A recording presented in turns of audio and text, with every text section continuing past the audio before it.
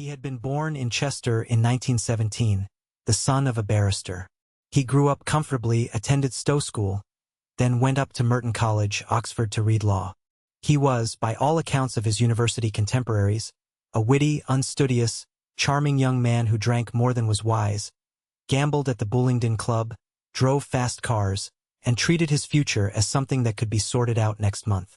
In 1937, on an undergraduate bet, he made a 1,000-mile drive from England to Berlin in 2.5 days, without an international driving permit, and ate his dinner at a restaurant table next to the deputy head of the Gestapo. He found the Germans, he wrote home, alarmingly serious. The next year he joined the Oxford University Air Squadron, partly because his father had served in the First World War and partly because flying suited the way he liked to live. Fast, slightly reckless, expensive. He was commissioned into the Royal Air Force Volunteer Reserve in November 1939, 2 months after war had been declared. His first operational squadron was 102 Squadron, flying twin-engined Whitley bombers from RAF Driffield. His first mission was over Germany on the night of the 9th of June, 1940. The Whitley was an underpowered, slow, lumbering machine that took 11 hours to fly to the Ruhr and back. The crews carried thermos flasks of cocoa and morphine syringes in their breast pockets. The casualty rate was 25% per operational tour.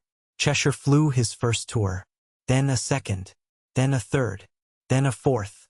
By the end of the war, he had flown more operational missions than any senior officer in Bomber Command. But the war was not done with him. His career in Bomber Command was unusual because he refused to leave it. After 50 operations, the official end of a tour, most pilots were sent to instructional posts. Cheshire requested extension. After 100 operations, he was widely considered by his superiors to be on borrowed time.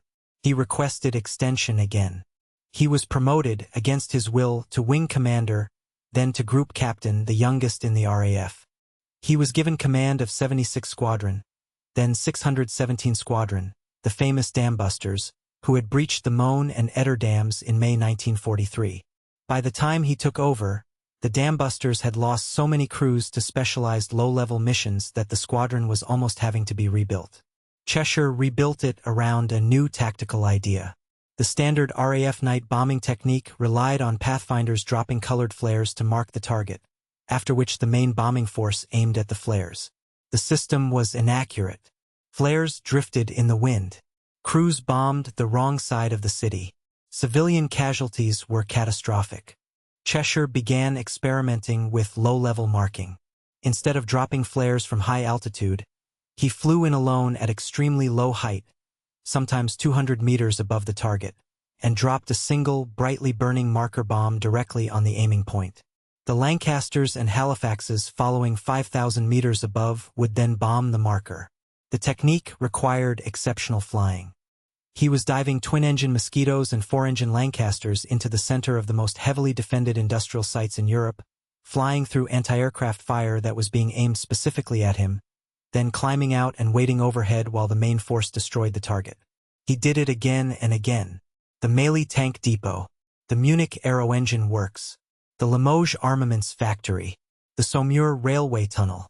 The accuracy of his marking, measured by post-strike reconnaissance photographs, reduced the casualty rate of the main bombing force, increased the destruction of the target, and minimized the spread of bombs into surrounding residential areas. He was awarded the Victoria Cross on the 8th of September 1944. The citation, unusually, was not for a single act of heroism.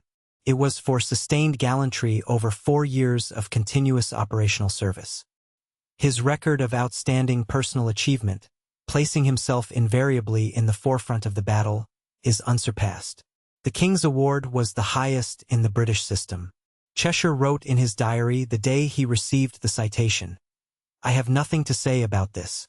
I should be ashamed if I did." He was, by then, 26 years old.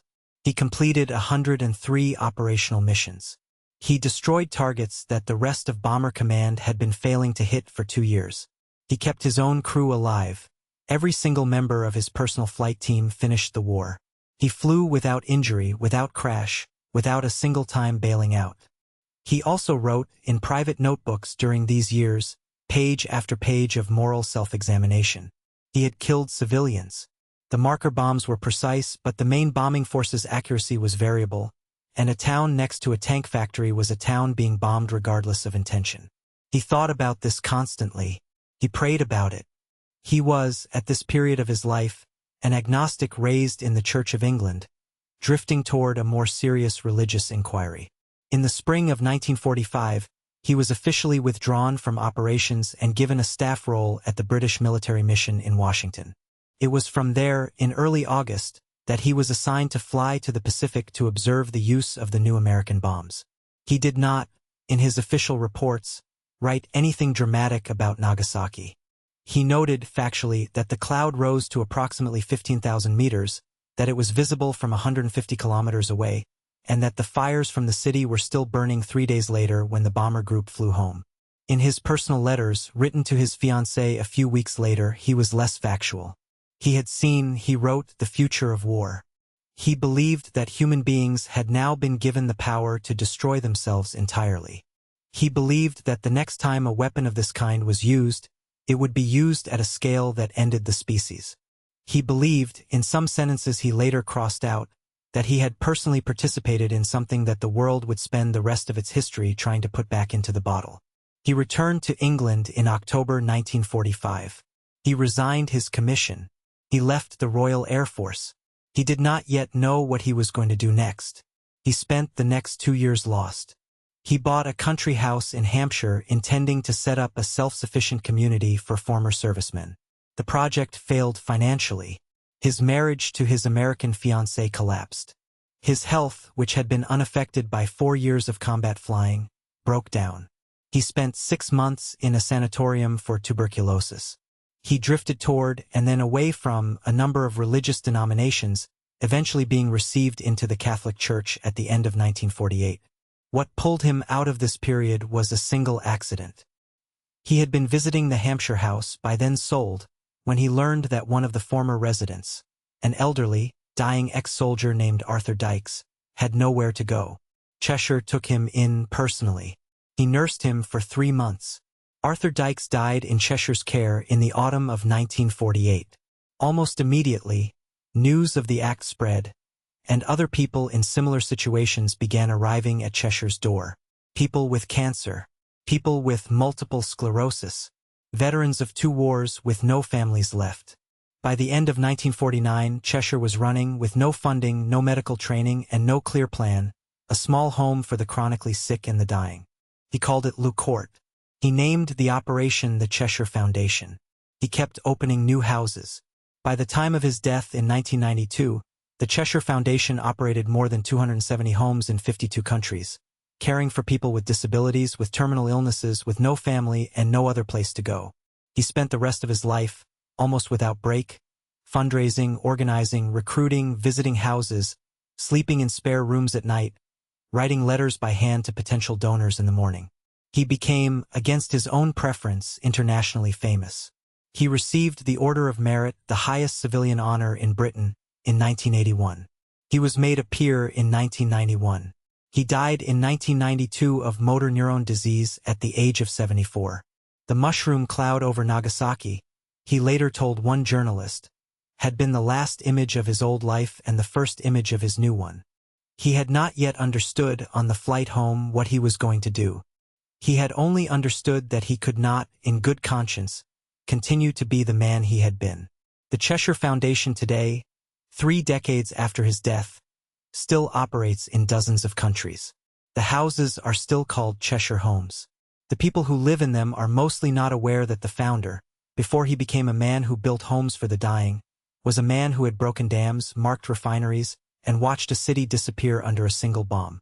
He preferred it that way.